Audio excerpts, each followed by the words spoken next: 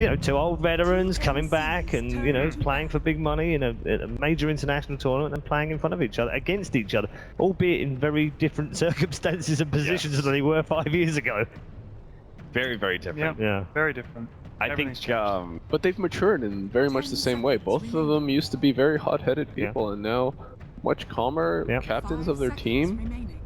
Very impressive. I'm very proud of these guys. I mean, Charlie knows this better than probably most others about the growth of a player because, he obviously witnessed it firsthand. But I think in some way we all get to see it as we, continually watch the international and watch this competitive stage. People, because Dota is such a teamwork-focused game, and because it's not just about individual performers, and that's really what makes a lot of Dota so beautiful, is that you have to work together with others. You actually do need to be able to resolve some of those personal problems that you have that makes you, for lack of no other word, than toxic to others. Yeah, the team's employing people to help them with that as well now. I mean, we've talked a lot about Misery and Demon and the cores. I do want to highlight Saxa a lot. His support play has actually been phenomenal throughout this tournament. When he first came into the scene, relatively unknown, but I hate giving credit to Bulba all the time and like his inventions, but it was actually Bulba and AUI that really picked that guy out. Yeah, he's been great, and I know he's been great because my fantasy points have been fantastic whenever I picked him. Every single time he's brought me good fantasy. I've got a gold Saxon. I'm loving the fact he plays the Wyvern. We've got about 30 seconds, so we'll go down the road for full predictions. Charlie? DC 2-1. Okay. I think that this will go heavily one way or the other. It's just really hard to tell which one. So I think it's going to be 2-0, and I'm going to say DC. Okay, 2 for DC. 10 seconds remaining. TNC 2-1. Okay. Very, very difficult predictions here on the panel as we head back down to our Coddle gang for draft number 1.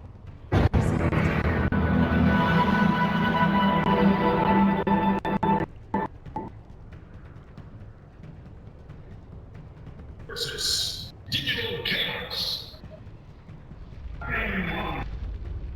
Welcome back inside Key Arena here in beautiful Seattle. We have a battle of the underdogs, or can we even call them underdogs anymore? It's DC versus TNC. I'm back at our drafting panel, and we got Winter, Black, and Draskell by my side. Gentlemen, this is going to be a hell of a show. Winter, I'll start with you. DC versus TNC. As many have said, any of these teams can beat any other team, but maybe with these two teams, does one hold like a drafting advantage or strategic advantage that maybe you can give leverage to one or the other? I think it's 50-50. DC has been really good at their drafts so far, from the group stage to the main event, and TNC, they play a lot of different heroes. They have a variety of like push strats, split push, good laning phase. So I think it's 50-50 between the two teams. We'll take a look at the draft right now as we're already well underway. Digital Chaos open up with the greatest hero in the game, Keeper of Life, follow with the Naga. TNC get the Vengeful Spirit, and then quickly snag up the Drow Ranger Black. Yeah, I mean, we can see the directions both teams want to go right off the bat. They actually stole the Naga Siren from TNC, so they can't pick the Naga Siren. And now DC's aim is keep him out, make sure we go late game, and TNC counters that by going like a draw push lineup. But do you think they steal it on purpose? Like, I mean, do you think TNC wants to grab that hero in the first place? I mean, they did run it in the past very successfully. They have in the group stage, actually. Yeah, but I mean, their strongest strat is probably the draw lineups that they build around their team, the bench draw, the aura type of lineups. And if you pick Kotal against Kotal plus Naga Siren, you're gonna play a slow game. So that puts your team at a very vulnerable state if you lose the early game too much. It's showing a lot of your hand too, right? Like when you have the Naga Siren out already, it's like you're giving TNC the opening to say, okay, we can push you in if we choose to. So now it's up to DC if they can kind of stop that. Do you think it might be a trick up their sleeves that they might do Naga support from this team? I've not seen it. Very possible. I've not seen it from them though. I think from the group stage, it was mentioned that DC are one of the teams who picked like the most heroes and had like one of the more versatile playstyles. So I wouldn't put it past them to maybe go back for that, and it would make a lot of sense given the situation. But for what we have seen from them, they always run it on resolution as carry, and then they pick more like a. Usually they run like two very greedy heroes on Weeha and resolution, and then Mu and the two supports are there to make like a lot of space for the team. Well, I think resolution, even though he takes a lot of farm, but I want to give him credit that he's the type of carry that always shows up for the team. He's not just farming, he's always helping, fighting with the team. And I would say Weeha probably is the person that takes the most of the farm on the team. Yeah, I would agree, and Naga Siren Coddle is definitely like capable of doing that. You can get like a good 3-4 man song off, and then like a big Illuminate on top of that. It's like a huge amount of burst damage. Lots of potential for setup during our second wave of bans. DC had got rid of that Huskar, which TNC pulled out to eliminate OG, and they also get rid of that Storm Spirit. TNC say X-Nay to the Weeha Invoker, and then quickly rid of the Axe. I wonder if DC are going to go the path of the Sand King. We've been seeing a lot of off-lane Sand Kings, and they've had a tremendous amount of success. And if it's not Sand King, it's usually Axe, and obviously you mentioned as well. I mean, even TNC could go that. If they are anticipating a Naga core, you can pick Sand King to deal with the illusions. You get the Aghanims, or even go to his lane. Like you're going to be able to put so much pressure on the Naga's lane, which is most likely going to be the mid lane for DC if they're going to send him towards the mid lane to make sure he gets runes. We haven't not seen this guy in quite a while. We brought him up briefly yesterday, but we kind of just quickly casted him aside. But here, DC find him valuable. I think they pick it in anticipation of TNC actually picking one of those initiators, like Sand King or Faces Void, so they have a save for like the team, because they want to get into the backline to make sure the Coddle can like keep pestering them. So if they actually pick the Void or the Sand King, you can actually really easily save them after you get like a Black Dagger. I actually think the reason of this pick is because it's sort of like a replacement to Elder Titan. And you want a hero that can provide good laning phase, and you have deep push. When you have Naga core, you want a lot of deep push on your team. So you move the enemy team around, and you force them to react to your heroes being pushing all the lanes all the time. So Tusk provides them for the team, and you have Roshan control with the Sigil. Do you think there might be anything else to it? Because I can't help but feel like Elder Titan could have just been a better... Oh no, he was banned out. Yeah, you're right. I mean, he's always banned. Maybe there's something they can pair with it within their lineup to make it that much better, because I don't know, like I feel like there could have been better options if you just needed the save. Techies. I think it's more too about like being able to gap close. Like that's another thing that you really want to get to Joe Ranger, being able to get in, break the ultimate as well. Yeah, you always just want to be like in 400 AoE. Just make sure she doesn't deal damage. Her team doesn't deal damage. I mean, with TNC picking up Dazzle here, I still feel like, you know, you talked about a partner hero for the Tusk. Darkseer is still in the pool. It's a natural mech carrier as well, and you would just have the most ridiculous amount of wave clear with DC's team. I think TNC would have a very hard time like dealing with that. Yeah, Darkseer plus Naga Siren is very good together. Not because they have any good combos in teamfight, but it's because of how you're gonna execute the two heroes. You're gonna be pushing the lanes with Iron Shell, so it makes it very annoying for the enemy team. Yeah, and they already committed for a Dazzler, so you don't have to worry about an Oracle or anything like that, so that could be a shoo-in for DC if they do consider it for move. Yeah, like the lane could also be really good if you get a good opening with the Tusk. So like Andy said, a lot of pressure on the Drow's lane. If you can kill the Drow at least one time in the lane, it's gonna cripple the team a lot. And even if you have problems later on with the Darkseer, you can just high ground turtle so easily with a Coddle Darkseer. It's so difficult to push into that, while the Naga Siren will just farm away in other lanes and split push. Yep, it seems like DC are gonna try to play the split push game this time. They have a very good setup with the first 3 picks and looking good for them. TNC on the other hand with the Drow lineup, they're gonna look to force the issue here. Or they were inspired by Wings and they're gonna put techies with Tusk. I would love it. Like we have seen a combo win TI5. Like that combo made like EG so strong at TI5. I mean, if you think about it, a techies type of game would definitely suit a Naga Siren, right? You want to play late game, but boring. The boring master. Yeah, boring for you, but these guys are trying to win. They have to win. They're not like you. You're just trying to be on the panel. Legitimately though, of course, we know the utility that Beastmaster brings to the game. Yeah, the Sigil plus the Hawk, so a lot of vision. Against Jaw Ranger lineup, you want to be able to scout the Roshan. That's very important. Absolutely. But even if you scout it, it's going to be very hard to contest with the lineup, I feel. Like they do one mistake and TNC will just be able to snag it like right away. But what do you think, Andy? Do you think the Tusk and Beastmaster can pressure the Drow lane this time with the Dazzle on the bench? Yeah, I definitely think so. I don't think, like, if the Dazzle on the bench both have to stay down there, I still say that's a win for DC. And worst case scenario, the Beastmaster can still jungle extremely fast if he ever gets forced out of lane. Yeah, but would you have any kill potential? Maybe say level 3? If you try to run in on them with the snowball and the ball? If it's 3 heroes, probably not, but maybe if you get a rune or something, because I think between those 2 heroes, they should probably be able to get bottom rune fairly reliably. Like, I don't think the solo support can contest it at all. It's difficult for the supports to contest, and TNC goes for their initiator. You need to be able to catch Kotal. Like, if you're gonna push, you need a hero that can go behind enemy lines, grab the Kotal, kill him, and then push the tower. Yeah, that's also why we see the Storm band out. It's like a premier hero to catch that Kotal in the back and just kill him off in like a second.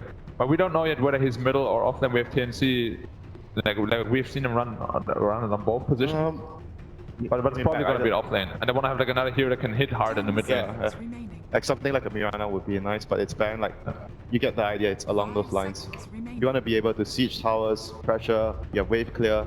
Do you almost think they want more catch than they already have with just the bat? Because I feel like with Beastmaster, Hawk Vision, and just the heroes that they have, it's going to be extremely difficult to find picks. Yeah, it won't be easy for them. It's going to be all on the laning phase, how much they get done, how fast the Batrider gets his blink. That is very crucial for TNC. But TNC needs to commit now. Like, they definitely need to pick a hero that can really push or kill the illusions really, like, reliably. Yeah, like, they could go late game as well, but they need, like, to commit in either direction now. So they are going for much more a safety pick.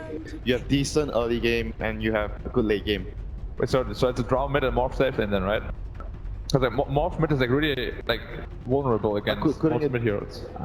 But you have the waveform to get away if the Tusk ganks you though, don't you think that's better? And you have to draw aura. Like actually morphing deals like a lot of damage mid lane. Yeah. When you morph down to agility. Yeah, I think it's a good idea for the morph to be in mid. It's gonna discourage the Tusk rotations. He's gonna get a lot of farm with the draw aura, so pretty good idea. Final pick for DC is going to be what looks like the Weeha Dragon Knight, gentlemen. Now with the draft before us here. Man, it seems like DC can push as well with the Beastmaster plus the DK. So it's going to be really, really interesting here. I'm going to favor the DC's lineup right now. Yeah, I'm a bit torn between the two. I actually think they both are really, really good lineups. Like they both can farm, save, and push. So I don't know. I will just go for TNC because I like Demon. I'm actually going to side with Black. I think the Morphling last pick is a much better game plan for them, just being able to take it a little bit later. Sounds good, guys. Let's go ahead and send it over for our first game of the day. We have Toby Wan and Merlini bringing you DC versus TNC. It's almost going to be a sad sight when one of these teams has to leave the stage. There's so much history with these guys, especially the captains. Misery up against Demon. They were former players back in the old baby days of Dota, and now they're fighting up against each other to eliminate them from TI6. One of them must leave this tournament, and is it going to be Demon or Misery? The old support players turned captain. Yeah, and I don't think anyone can really answer that question. No one who actually tries to answer those type of questions here at TI6 ever gets it right, because we always have the opposite answer. It's just the easy battles. TNC, DC. You never know who's going to win in this kind of matchup. Man, I'm so glad I get to cast Jimmy. I ran into him in the hotel last night, and I had the pleasure of speaking to him. You know, we talked about the normal stuff. Good luck, you know, good congratulations on winning, and then eventually, it always gets back to Demon's individual play, and he's like, oh, did you see what I did over there? He's like trying to act all abashed. He's trying to bat his eyelashes. I don't really know what I was doing. And then I was like, what are you talking about? You ran around the T1 tower with a haste rune. You made them waste 2 sentry wards. And then his veneer of like shyness and abashedness wears off. He's like, actually, it was 3. And then I have another story about Jimmy too, which I'll go in later. What's going on in the early game? You can save it, man. We've got some time. We've got a full best of 3 to get through, and that's where I'm hoping we actually go with this series. All 3 games would be the dream for all spectators here. Yeah, Jimmy's unofficial name. His official name is Demon, as you can see, but his unofficial name is TNC.5K. Normally you ask a player, oh, what rating are you? Oh, I'm almost 5K. You're like, oh, so how close are you? They're like, oh, 4.3. It rounds up to 4.5, which rounds up to 5. But Jimmy's the other way around. He's TNC.5K. He's 59.88. So when he loses the game and you go and lose it, oh, so Jimmy, what happened to you this game? He's like, oh, don't blame me. I'm only 5K. Whereas if he wins, he's like, oh, wow, Jimmy, you played amazingly well. What carried you to this victory? He'd be like, MMR don't mean shit. Man, he knows. He's that guy. He knows it all translates like that. In Southeast Asia, that's actually 8K. Oh, Jimmy. Into our lanes we go. So the funness in the players, even in the drafting phase before we actually in the lobby before we started, there was a nice little bit of banter going back and forth with even just around the first pick as well as dire side selection. But we have our lanes going off, so Moo, he'll be trying to run this safe lane up against the Batrider with the mid dual lane. It's going to be Saksa. He is rotating over to help out Weeha and keep Cuckoo off the lane, while down on bottom it is the dual Coddle plus Naga Siren off lane against Demon and Raven, the Drow as well as the Dazzle. But at least they've got the range to deal with this dual off lane this time for TNC. TNC might be able to push early. It's with the Naga first pick, you expect it to be played by resolution, which generally means longer games. We saw it in the new BC series yesterday versus Liquid. You can lose really hard being down 15-20 kills in the early game, but you do always have that Naga backup. But with sustain from Keeper, even like reset from the Naga Siren and the push potential from Dragon Knight and Beastmaster, they can actually perhaps punish the slow Morphling on the side of TNC. And we are keeping Morphling down very low, but Morphling's perfectly alright with this. He knows he'll be safe. Got Waveform away, the Breeze Fire still only level 1 for the Dragon Knight, so it's not that much of a perilous burst damage for him. It's this top lane we're keeping a secondary eye on because Beastmaster, he keeps getting heavily napalmed up. So 6 stacks, now he's up to 9 stick charges. So Moose feeling comfortable here, but once he gets 6 sticky napalms, you have to back up. But he's kept the creep wave near enough to his own tower until now. But just safety first. Wonder where the first rotation is going to come from. We didn't talk too much about the aggro try from DC, Keeper alight. Pretty good positioning on the... Moo down a long way. This is what I was talking about. When Moo gets too far away from his tower, Sam can just capitalize on it, and the Batrider will take the first blood on the top lane against the Beastmaster. Gotta watch those stacks. That you do. I actually remember casting with you earlier. You're like, oh, you need to back off at 6 stacks. Yeah, you do. It's like Toby. You gotta back off at like 3. Well, Moo likes to live life on the edge. Raven got initiated on by the Tusker. And he'll be forced all the way back to base because of this. He can still leave Demon in the lane. He doesn't really have many levels, however. He went the Poison Touch level 1. At least he can soak up some experience at the moment, and he purposely kept himself away from the lane. You need to have throw range with up at level 6, gives everyone advantage, because TNC are running a 5 range lineup with that throw ranger, so everyone gets the boost. The biggest problem is they can't pull. They have 2 sentry wards trying to deward their small camp, but it missed, and they have Keeper Light too. Keeper Light is one of the best. They're going again on top lane with that stun and 4 sticky napalm charges. AU's trying to get the body blocked off. They won't even need it. Move under the cover of the Firefly. Just burns. And this DC safe lane not working, and they're forced to bring in the Tusker to the top. And with the sentry ward expiring soon on the side of DC, TNC have finally regained control of their safe lane, pick up some levels on Demon and Raven. More importantly, Raven, he's only level 2.5 at the Drow Ranger. Yeah, that's because of the long walk back home, but keeping back forward, he'll get some help. What do you think about this build coming in from the Morph lane, bypassing the early bottle and going for the double Wraith Band? That is a build that I've not seen very often. We haven't seen actually too much Morphling mid recently. Maybe he thinks that his supports are going to go for the rune a little bit more, but Morphling generally one of the better heroes who can runes. Anyone with a blink or a pseudo blink. Tusker, they could turn for this one. AU purposely waiting in the tree line. The 4-minute rune was already taken. It was the Observer Ward that let them play this properly. The shards allowing him to get the vision to snowball up to the Mud Golems. Doesn't get all the way, and Sam sticks with him with that Firefly. This is now the 3rd kill for the Batrider. He's the highest on the CS. And he's the highest on the net worth by almost 1,000 gold 4.5 minutes in. Man, Sam Mace, we saw him had a little bit of a rough start on his Batrider earlier, but with a good start like this, he's gonna go ham. That he will. All the items in the world. You get a Drum of Endurance in under 5 minutes on top of the Tranquil Boots you had.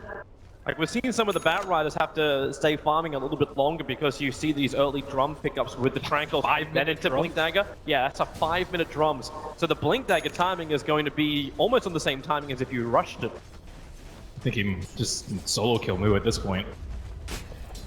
He's held his skill point at 6, so I'm not sure if he's going to go for last. Demon, the snowball's coming in. The Illumina needs to connect. It doesn't. Shallow Grave Demon controlled just enough that he couldn't get his Shallow Grave off in time. A little bit of a greedy play, holding on to the grave there, but looks like he would have likely died anyways. Actually, he could have TP'd out. They don't have another stun aside from the snowball. You'd have to time it like really well, though. Or you just get back underneath the tower, let Raven do some damage.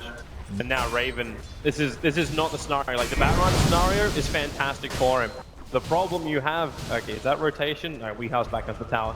The problem you have is like the Drow Ranger now just can't find any farm. Like, Drow is forced into her own jungle this early on. Yeah, she hasn't died, but she needs a safe place to farm.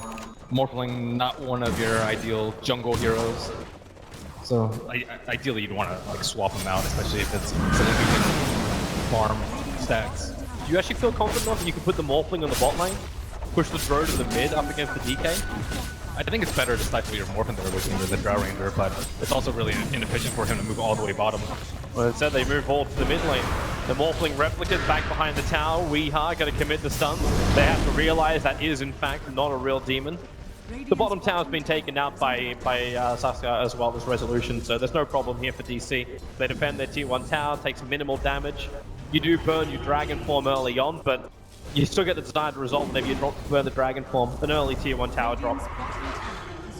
They're still trying to struggle to protect the Drow. I think the best play is actually to pressure the Batrider's lane and to make sure that the Beastmaster continuously feeds and is forced to hook up with his team so they can eventually take that T1 and then trade jungle in the meantime. But alternatively, they can sit down on bottom, force the other heroes out of the Drow Ranger's lane. You definitely don't want the Keeper of Light to chain farm this Radiant jungle as well as the Naga Siren, but Resolution's having his way with their full camps. Tusker chasing up after AU, but he can't get close enough. Cuckoo trying to defend against the end of this Dragon Form of Weeha's. When the Illumina keeps hitting the wave as well as the Morphling. Luckily for him, he had a regeneration room bottled up. An extra support behind in the form of Dazzle and the VS. Demon's missed the Sentry Ward 2 on the mid lane. He thinks that Misery's going to go for a very different ward, and he does, but not quite as different as the Vengeful expects. It's been a fairly common ward from DC too, exactly where he put that Sentry. Just a little bit further south. But for now, 3-1 Resolution up a very long way on the bot, but he's also got Song of the Siren, so there's not a lot TNC could really do about him. Not unless they get that Blink Dagger up and running. Yeah, that's very problematic. He's going for Iron Talon. That's the recipe in his inventory, and he's going to farm out that Radiant jungle. Naga is going to have a lot of places to farm. Haste Rune on top, this could be a kill rune for them. Yeah, they're actually saving it for Cuckoo. He replicated down to the bottom room so he can grab the bounty and get his bottle charges. And now he can help to the top lane where AU is still sitting around the Haste Rune. He might be just looking for a gank on Beastmaster if he shows up. But they already have a reserve reward prepped in case Batrider is going to move there. Maybe he's thinking about going on Weeha. They use scan on top. They definitely want to go for top. Well, there's the movement. As you said, they go underneath the Dire Observe Ward. The Wave of Terror reveals nothing. As DC has already bailed out. Probably expecting to have a ward there, but Batrider's going to have Blink pretty soon. Just 1,000 more gold. And then we can start seeing TNC rotate out. Unfortunately for the Batrider, where he wants to farm is currently, well, it is being stacked up. Demon waits a very long time to now try and get the big stack. One little Centaur does get out of the yellow box just in the nick of time, so that's a big stack for the Batrider to take. And the Ancients are heavily stacked as well. He's even got a small stack of his own up next to the Secret Shop. So Batrider should have his Blink Dagger by maybe actually about 10 minutes. Not too bad. Not bad at all. And then they can give the farm on the top lane to Demon. So you're still finding levels into the TNC supports. They need to find a little bit more though for the Vengeful Spirit. Vengeful Spirit spent most of her time just wandering around in between the lanes. They need to stop the Naga Siren from farming. They have an Observer Ward. They're watching her farm, but she's just farming up these 3 camps and the lane at the same time, and TNC needs some towers. Cuckoo. The stuns there from Weeha. Cuckoo, he'll just wait for himself out. He's still got 2 more bottle charges, and the next rune spawns up in 10 seconds. So we can make a play for that one as well. It looks like DC's trying to do something about that. They're going to contest the runes. Okay, now they leave the top rune alone, and it will be a double damage for him. Drow Ranger still has yet to get shreds. Batrider needs to be the one to create space. He's actually sitting at 2,600 gold.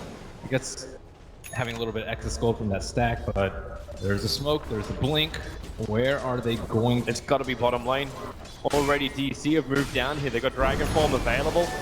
They're going to force TNC into an engagement. The treads are only now just being purchased up by the Drow Ranger, so she won't have them for this engagement. If they don't stop the Naga Siren, they have to last of the Naga Siren, then maybe Dragon Knight can rebut with a quick Dragon Pit. They have the smoke. So Batrider needs to Firefly over the tree line. The closest one is Weeha, and that's a good target for them with 3 heroes behind. Yeah, Naga's... There it is. Blink, lasso, and they bring in more. They actually bring in the whole 5 players of TNC, and Weeha into the tier 2 tower will drop.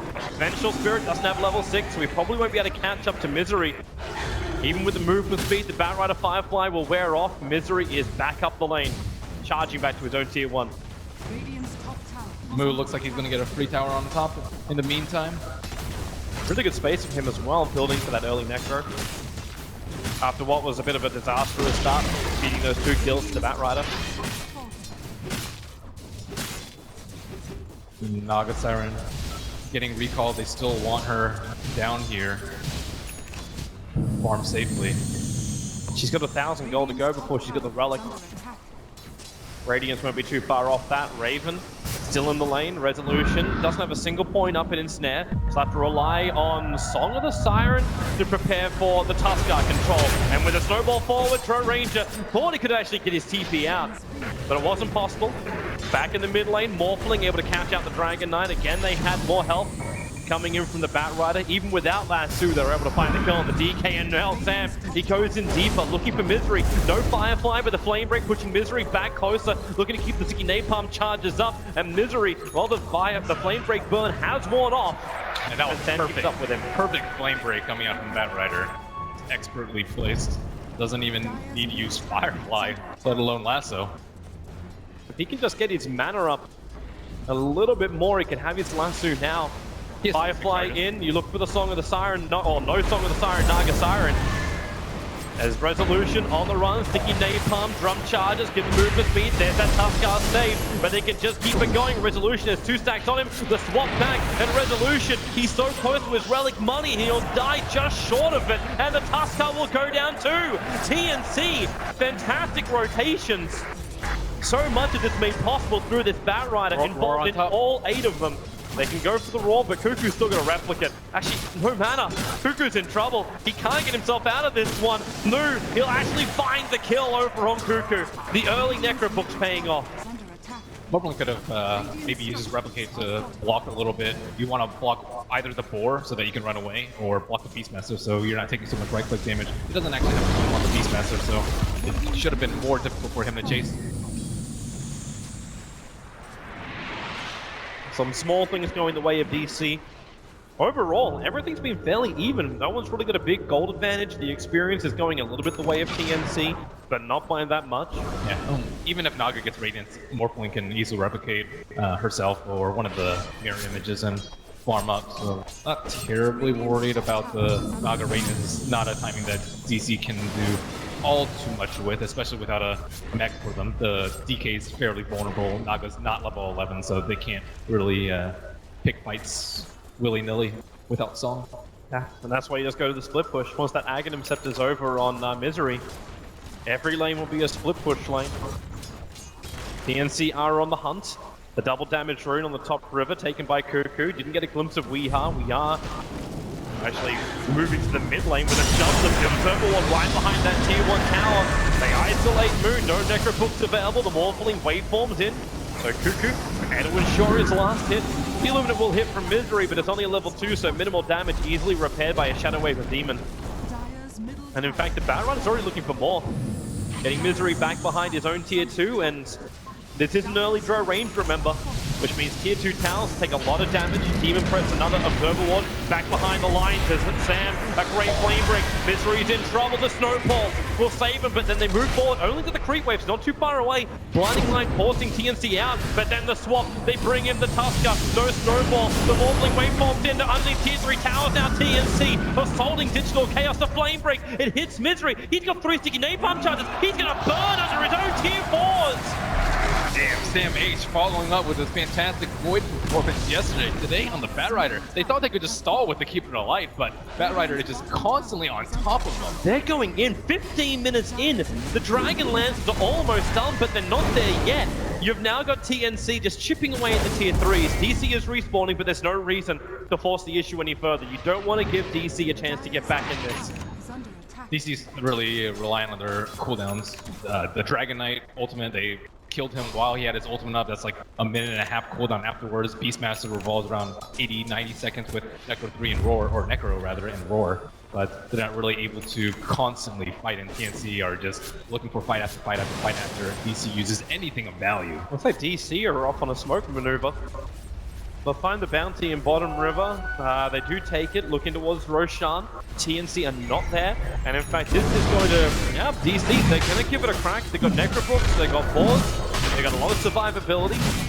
And they'll attempt to bring down Roshan while TNC aren't looking. Tusk has added value in this scenario with a sigil, certainly helped despite Roshan's recent attack speed buff. They have the board too, so. Seems like a good time for DC to almost falsify. Like, you've got all your oldies, as you said, and the Radiance just got completed on the Naga Siren, so if TNC do want to try and contest this, they could find themselves in a bit of a pickle. Well, it looks like they're scouting out right now. Morphling made a replicate. The Naga Siren illusion is going to head to Roche, but it's going to be far too late. Yep, it's actually not even going down to Roshan, it's heading to the bottom lane. So the Horde will get killed off by the Radiance Burn, but Roshan belongs to Digital Chaos. And they'll put it in the hands of the Dragon Knight. He's not the best Aegis carrier in terms of not being able to respawn with Dragon Form, but he's still going to be in the front line. He's struggling mightily in terms of CS and levels. It gives him the confidence to buy the straight Blink Dagger, knowing you don't have to buy back at least. Yeah, but it also gives TNC a lot more incentive to go for the Naga Siren. Yeah. And that's where Tuskar comes into play. Hasn't really been, like, there's been a couple of saves, but can't get him out of trouble. He has to be really careful though with the snowballs. He's been really good about it. The one where he tried to skip to neutrals, the one where he like tried to make it look like he was casting on all the TNC heroes, but he actually cast it on the creep, and they all backed away to get some more distance from the snowball. But if he has a bad snowball and they get like hit into a gust, that could just be horrendous fight for DC. DC 4-man smoke, they head up to the top lane. They don't want to give up this tier 1 tower. And TNC, they're also going to 4-man smoke. They head over, there's a Radiant Observer Ward and a Dire Observer Ward down. But of course, under the cover of smoke, both teams are none the wiser. Firefly up from the Batrider. He's looking for moves. He's going too far up. The stun, well, he gets the lasso, but now Song of the Siren. Resolution will hold the fight, so DC can reposition. The Illuminate will not really connect that heavily on the Batrider, and they're going to swap Weehaw back in. As the last sticky napalm comes up, he lets off as much damage as he can before he'll die. The Aegis Immortal burns. Remember, no Dragon Form when he comes back to life again, and Sam keeps going in deeper. The roar out from Moo, but they're so low on life. They have to back up that replicant. It does so much damage. It was burning with the Radiance. The Morphling has gone in deeper. He'll find the Beastmaster while Sam is on the run. The Necro unit trying to find the Batrider. It just wants to hit him once. It can't do it. Cuckoo might be a little bit too deep under the tier 2 tower. But then again, this is a Morphling. Strength morph up to 2400 life. And with the help of the rest of TNC, they take a good fight against DC. Yeah, I really like how involved Cuckoo has been. He can just do so much damage just with a simple replicate. He doesn't even really need that many items on himself, albeit he is pretty darn farmed. The early earn for an eventual spirit so they can deal with the Radiance burn. I see an early cloak on the Dazzle. We've seen a lot of teams forego the Pipe of Insight as they're trying to push high ground versus heavy magic damage dealers, Mirana, Keeper the Light, and this game it seems like the Pipe is going to be of utmost importance. Is this one of these games too where you wonder if the Naga's Radiance works against you with the replicant? We saw it with the Nyx Assassin back in one of our group stage games. A little bit. Should this almost be turned off until you see a replicant? Oh, definitely not, because you need to accelerate your own farm, and Morphling's going to get farm regardless. But it would just hurt your farm too much if you split without the Radiance. So Morphling and Naga kind of even, I suppose. Like, Morphling's lower net worth, but this is where he's weaker in the game. He doesn't have a farm accelerator like the Radiance, and he can replicate the Naga Siren, but it's more the Dragon Knight versus the Drow Ranger, and Drow Ranger is far ahead of the Dragon Knight. And we didn't even go for a farming, he went for a Blink Dagger. And went for initiation. See if he can get that catch before the 4 stance. Yeah. Pull TNC away to safety. They don't have a hero that can stick on the Drow. Normally you see like a very strong armlet carrier in front, like Lifestealer is a good example of a hero that's just like, okay, I'm just going to run at the Drow Ranger to disable marksmanship. But right now they don't have a hero that can do that. They can't stick on top of the Drow Ranger. And on top of that, she has Yasha and Dragonlance, so she's not going to be at the forefront of the fight. TNC are grouping up again for the top lane. Their Sentry Ward is, in fact, in range of that Dire Op. They just don't have vision on the hillside. So DC still know exactly what TNC are up to. And that's why they're bailing out. They're forcing into the tier 2 tower on bot lane. Weeha's already down there. And they just try and push out the mid lane if possible. TNC are slow in the nation. They Like, they still take fights despite TNC having the Aegis. They're not really worried, even though Naga like had a really early farm. It seems like they were clearly prepared for like an early Naga pick from DC, considering how well it worked out for them in the group stage as well as at the means.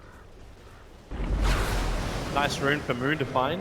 He's going to actually have an invis, but fortunately for him, everyone else is just so far away. And they're not finding any kind of opening. But they do put down some aggressive observer wards through the TNC Radiant jungle. DC do want to find an opening.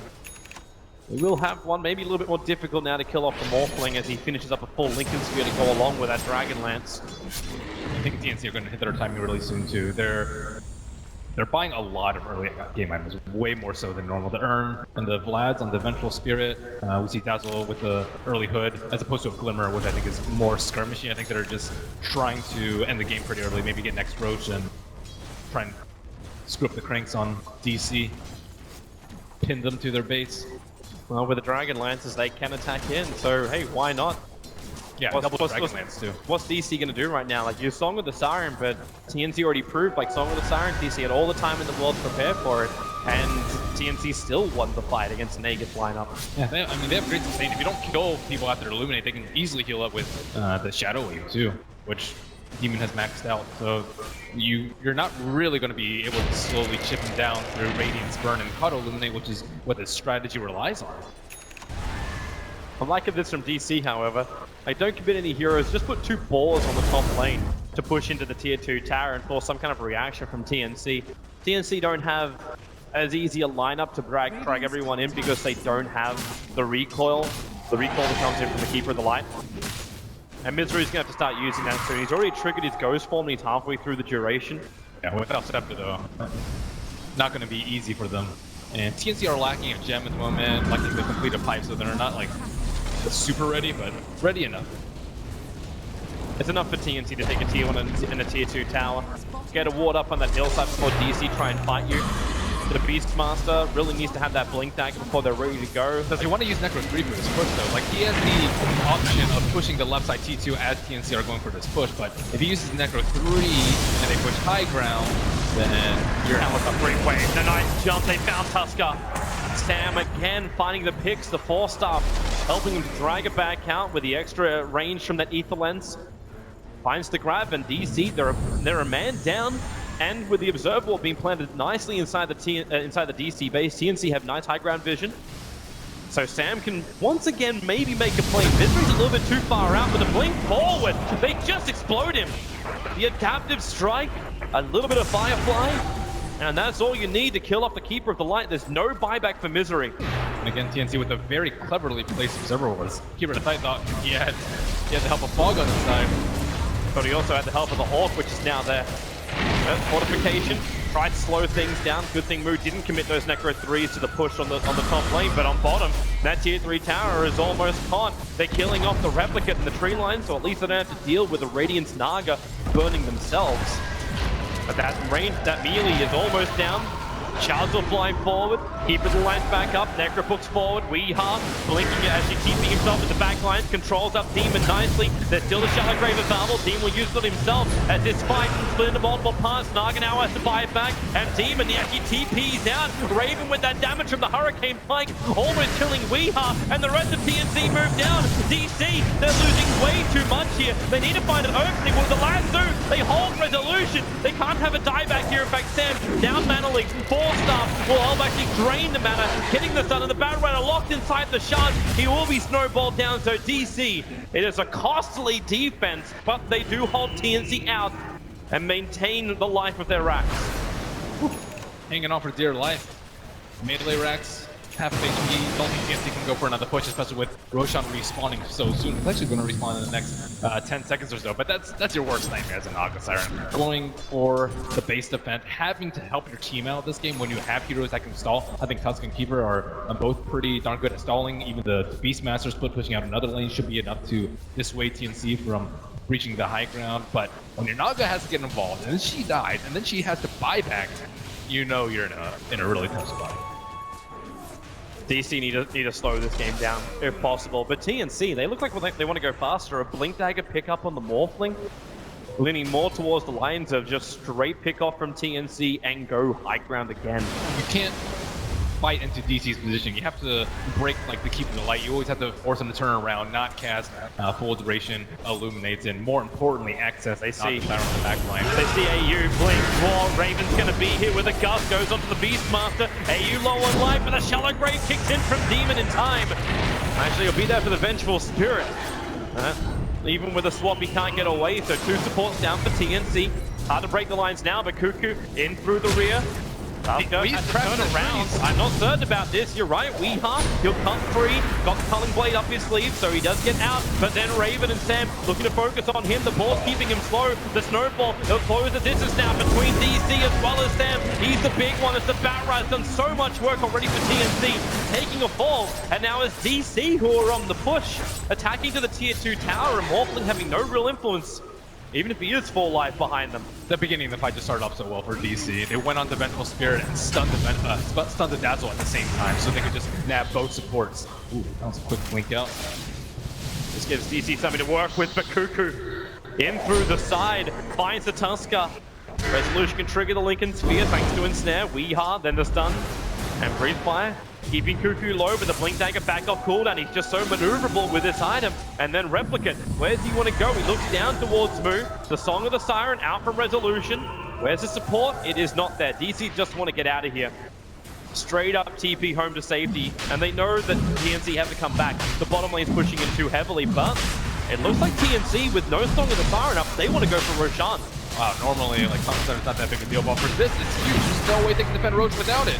Misery's going to try the Blinding Light. No one gets cliffed. They have the Hawk on the side, but Roshan too low. They can try and recall, but Morphling already having the Aegis in the Mortal. I like the timing from TNC. Any small mistake from DC, immediate reaction, and they can't. She's got Roach off one song. That they did, TNC. It's the reason why you can say they deserve to be at this point of the lower bracket, to have a top 8 position, fighting for that top 6 if they can win this game. And they still have that Observer Ward on the right lane too. It's still up for 1 more minute. This is a really good time to do a push right now. Yeah, has to be swapped back out again. The Raw goes on Vengeful Spirit. The double 4 stuff, getting AU a long way away to safety. They trigger the defensive weave too, so DC can't really pump in a lot of physical damage. Uh-oh, there are no green diamonds for DC. I don't see any ultimates up for them aside from Dragon Knight. That's not a good sign. Have to wait. There's 4 seconds until Song of the Siren's up. So they do have that. The Beastmaster Raw, 50 seconds, 70 seconds in his Necros too. But he did at least find that Observer Ward on bottom lane. So that is now gone. And the Necros, they can stand their ground. Actually, there's no creep wave. The mid creep wave is all the way back at the mid river. TNC's waiting for so long for this. Morphling goes in on his Replicate. That's deep. He's not going to get out of this one, or is he? They've got the control. He's strength morphing up. The Walrus punch. 1 4-star, but they got another one. Cuckoo. Well, they can just stand his ground and fight. He kills the Cobble and the tier 4 towers. Cuckoo. He actually gets away with murder. Outside the base, DC can't stop him. Yeah, he ran in with a Naga illusion, and they manually kept trying to push it down, and he just comes in. That was so deep. It's crazy to think he's getting these kills too. Like, it shows you how weak the Coddle is. When you don't have an E-Blade, you have a Lincoln Sphere Hurricane Pike Morphling. The Dragon Lance is extremely useful for the strategy that they're going for. Normally, Morphling, you don't see get involved until 20-25 minutes, but he's been involved all game. Seems to be great ways to kite too. Like, it's the perfect combination with these, like, Core Staff and Dragon Lance into the Hurricane. Mm-hmm. And they're showing up for late game. They have the Morphling already. They have the Maelstrom on Drow Ranger. I really just like the Axe first before the Maelstrom. I think the way better progression is Maelstrom first into an Axe. We're seeing this multiple times throughout even just the playoffs. But this seems to be the build they lean towards.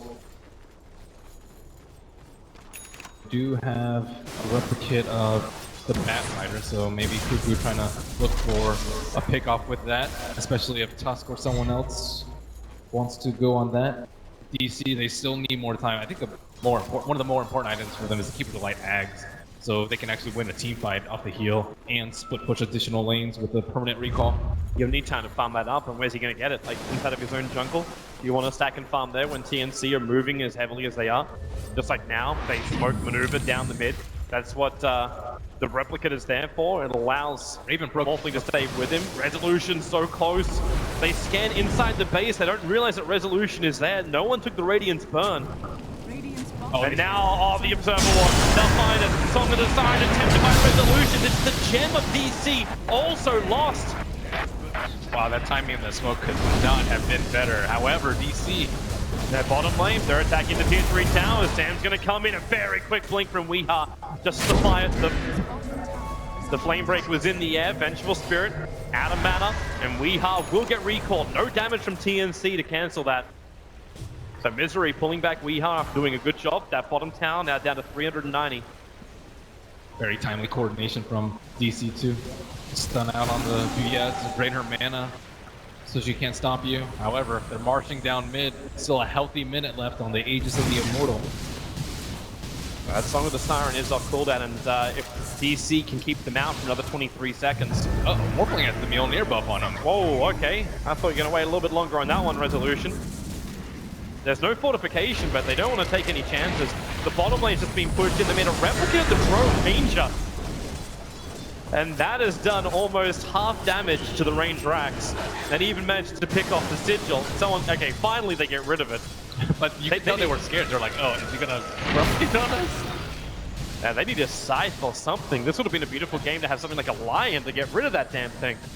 Ideally, but yeah, they were not prepared for this. And their supports are really struggling to get items. Soxa and Misery both sitting at the bottom of the network chart at the moment. So another buyback expended for old Naga Siren. She's still like decently farmed #1 on net worth, but that's so much gold loss for DC when all their eggs are in the Naga basket. TNC, 5-man again, straight down the mid. They have one creep alive that can turn off the back door. So I don't really know who they jump at the moment. If they jump the morph, they'll throw the Mjolnir buff on him and he'll just strength morph. And then they'll waste like half their spells like DK ult, PM ult with Necro. But can you jump on the Drow Ranger? At least she doesn't have magic immunity. They'll swap the Drow Ranger out if they go on Drow. So I think it has to be like a simultaneous engagement. Tusk on one, and then they have 3 different like stuns and range stuns at that. Oh, I guess Snowball's not really range, but close enough. This could be a better way for DC to do it. Until before TNC are properly grouped up as 5. They're fairly close together. The most obvious one is Raven currently on the top lane. He's just farming up one of the illusions. Actually, Hurricane Pike to farm that illusion up, and they jump perfectly. Raven will drop. Now they move down towards Demon. One to the next. DC, they've just caught themselves to break the TP out. Resolution has the instead to cancel it. So Demon will die on the stairs. And that is some much needed room to breathe for Digital Chaos. Careless maneuvers by the Drow Ranger and nice smoke from DC. However, not at the best time for them. Roshan in that respawning phase. Well, ideally, you want to do it before Rosh, but it's often just way too obvious if you smoke around that time. Well, still, I think they like continuous damage over team fights. Dragon Knight's really struggling for items. Once you get the BKB, life might get a lot easier. Yeah. But at the same time, I'm wondering how long until the Morphling finishes up his next. Is the E-Blade now completed on Cuckoo? So blink into shotgun. DC almost have to understand they don't have supports in these fights. They just won't survive. Unless Misery sits all the way back, at least he's now like 600 gold away from having the Aghanim Scepter. So that's a nice thing for him. I'm looking at Resolution picking up that ultimate orb. Yeah, you're really just mostly worried about the Keeper of the Light dying, because he doesn't have Blink Dagger, he doesn't have that much HP, and he's the one that probably does the most damage in the fights. Without really doing that much, all he has to do is just press Illuminate and walk away, and he can do upwards of 2,000 damage in the fight. Move. Cuckoo wanted to go on him. He jumped to the replicate. Now waveforms forward. E-Blade half the damage. It's not enough to kill off Move. And Cuckoo might be in a little bit too deep here. The Necro units are there burning off all the mana. So there's going to be no more strength for Valve for him. Move lends the roar from the tree lines. And Cuckoo pays the price. It was Stroll in the top lane being picked off by a good DC smoke. And now it was the over-aggressiveness of Cuckoo that will pay the price and give DC yet another advantage. Soxa has to be happy about that one. It's a lot of gold going for him to get the monster streak kill and above 1,000 gold. for that. So now they can get like maybe a Glimmer Cape to deal with the EB. So DC starting to get items up on this support, starting to get that farm we're looking for. The rest of TNC, they're still on the run here. And Wild Blink, Lasso, Tusker, well, he just got 1,000 gold. He's going to give about almost 350 over to the Drow Ranger, and they're not done yet. Demon's still in the neighborhood. Resolution does have Song of the Siren if they want to try and catch up to the rest of TNC. After Demon does drop. I bet he's wondering, how did they see me right there? They have a reserve reward right to the left. Not a very common one, especially this late into the game. But it's also what they use to deal with the Drow Ranger, making sure the whole entire team wasn't behind. Really smart play coming out from DC, exposing the weaknesses of TNC. They need another gem, though, on the Naga Siren. They lost it a long time ago. She's had to buy back twice. Everyone's trying to get their items. Keeper's really close to the edge, just 40 gold away. And Dragon Knight definitely needs items, so he gets maybe a Beastmaster, but 5,000 gold to help his team out. He could buy a Refresher at this point, the most common build after the Necro 3. Probably even better than a gem at this point. Choices there. Aghanims took 36 minutes for Misery to get it. But now it's arrives. Look at the flying vision, and yep, there she is. The Refresher Orb is up to move. So double Roars, double Necros.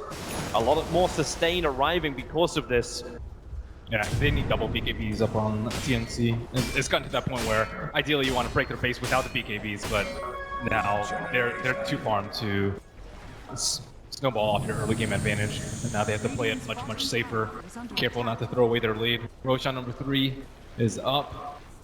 She's at the ready. How does the clock actually look for TNC? Like, is it Roshan to Aegis and then you have to go high ground? Like, do they have to bring down a Rax? Or is there still some good late game potential? There's still good late game potential. Because I don't think TC have a good way, DC have a good way to deal with the split push from the Morphling. They can use Manta eventually, maybe in one lane, replicate in one lane, travel in one lane, Morphling, reinforcing one of the other lanes, and it's really only Naga Siren who's strong enough to deal with the wave. You can stall with a Keeper Blinding Light, but that's only going to do so much, and Roshan going to be scouted out with a Hawk, but both of them died to the Mjolnir proc, and they will not have vision inside the pit. There's no way you can do it without vision here. They were too far away anyway. There's no way they could stop TNC. They'd have to already be there with the Naga Siren, and she has bought out, so she now has a gem, Diffusal Blade, but not enough money for buyback.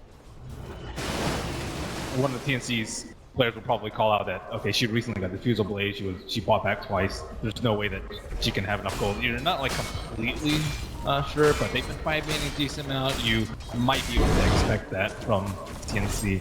So Naga and Keeper, highest priority targets for TNC. We'll see if they can get the jump. Again, we look towards Sam. More than likely, that Bat Rider did it for TNC in the past. Had a fantastic start. Yeah, and now they know that Moo has Refresher. Smoke up from DC, just on the back line, actually allows Moo to slip out through the top lane. He wants to jump in through the rear, now Blink BKB up from Weeha. Moo, who's your target? He goes all the way back to the Vengeful Spirit. No swap out, but they Song with the Siren. It isolates the BKB target's Resolution's going down too fast. It's the BKB from Batrider, allows him to keep chasing him with the adaptive strike. There's 2 heroes down, make it 3. Weeha down to his own racks. Moo has to just run away on no life, and they call it. GG. TNC take game number 1 against Digital Chaos. Wow, that sleep at the end, it was BKB wars, but TNC is not strong enough. You can't fight that right there. That was crazy. I really like how they dealt with the Naga Siren though. They expected it coming from DC, and then they prepared for it with their Drow Ranger, and then they had like the most fantastic early game for Bat Rider. You gotta be proud of these guys. They look happy. That was the dream for Sam, a 10-15 KDA at the end of the game. And the unsung hero, Cuckoo, that one little bit of a misplay on bot lane as he tried to go very